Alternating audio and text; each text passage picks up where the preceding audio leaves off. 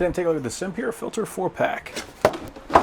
So you can see these are grooved, so if you look down the side we can actually see this little spiral pattern on here. These are 10 by 2.5, so that means 10 inches long by 2.5 inches in diameter. And these are 5 micron, which means that this is going to filter out everything that is above 5 micron in size. It says it can remove dust, dirt, silt, sand, and undissolved particles. So the nice thing about these grooved type of filters is that they can hold a lot more sediment than a standard melt-blown filter. So if we take a look at a standard melt-blown filter, you can see once the surface area gets coated, that will no longer allow pressure to go through. Whereas with this one, all the sediment will fall into those grooves. You can still get water to flow through everywhere else. So the first thing we want to do is we want to isolate this. So if you got a valve on each side, you would shut that off. Then we go up here, press the red button to relieve the pressure, and crack that guy loose. And drop out our old filter. You want to try to make sure you get that hole on top of that button that's inside the filter. And we spin that guy back up.